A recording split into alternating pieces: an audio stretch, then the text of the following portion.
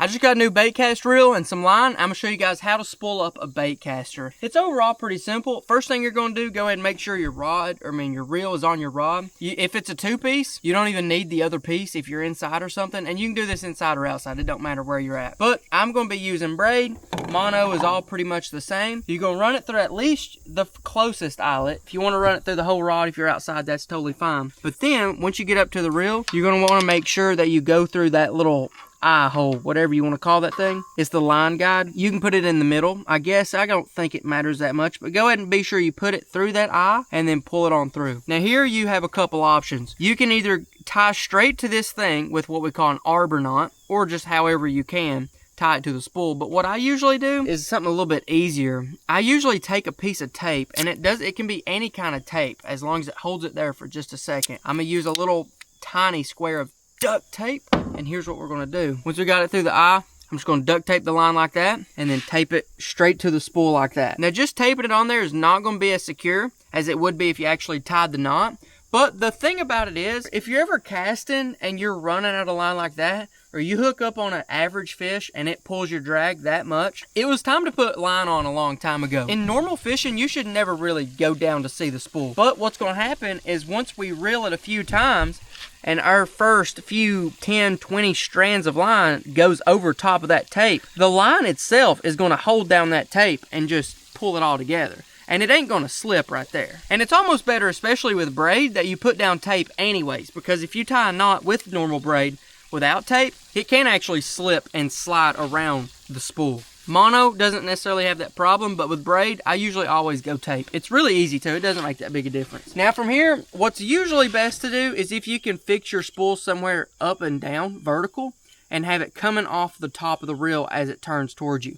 That's because if it comes off the top of the spool of line, as you're reeling it, it's going to reel onto the spool on there. The idea is that the way it's curled up on the line spool, it'll be curled in the same direction whenever it goes on your fishing reel. And that's not as big of a deal when you're using braid, but whenever you're using mono or fluorocarbon, that's pretty important. So a way to do that is actually to get a screwdriver, put through the hole, have someone else hold it, or somehow prop the screwdriver in between your feet right there. That way it spins like that. I don't think I have a screwdriver, so I'm gonna do the best we can with the other side of this fishing rod. So I'm gonna stick it in just like that, and then you can get a close-up of my feet.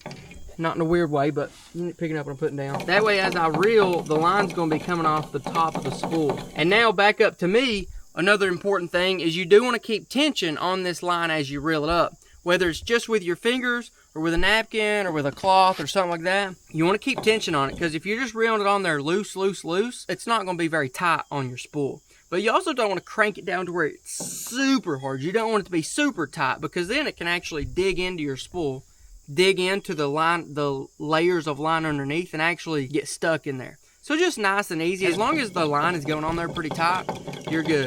And from here, just reel, and I'll show you what it looks like whenever I'm getting close to the top. Because another thing you don't really want to do is overspool your line. So I think the biggest problems that people face whenever they are spooling up a baitcaster, number one, I think they put too much line on it. They get a little greedy, and that's okay.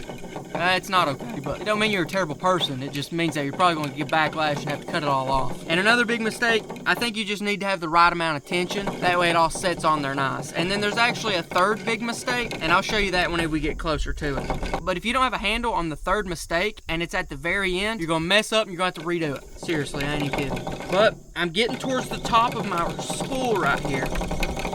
That should be enough right there. Check it out. I'll try to show you. But on your spool, it should be flat, and then it gets up to the very top and it kind of like angles out to where it's no longer flat and it kind of angles this way. You don't want to put so much line on there that it's actually coming off the flat. So if you can just get like a couple line widths below where it like angles up, a bevel, I guess, that's pretty good. But you don't want to put as much line as this thing can hold. So once again, you don't want to put so much line that it covers up your entire spool. You still want to have a little bit of that spool. But for right here, I have enough line. I'm just going to cut it and be done. But there's one more thing that you need to know before you're actually done. So I'm just going to come down here, do that. Typically with spools, depending on how much you buy, you can still have enough to spool another rod or your reel 2 more times. If you're using braid, that could do you 5 years. Maybe. Depends on how much you fish. But let me put my rod together. I'm going to tie on a lure, and then I'm going to tell you the last thing you need to know about spooling up a baitcaster.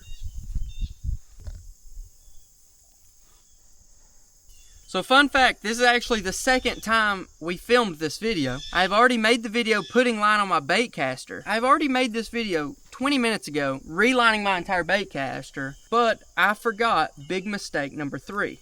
And it was the mistake so big, I literally had to cut all my line off and restart completely because I was a victim of mistake number 3.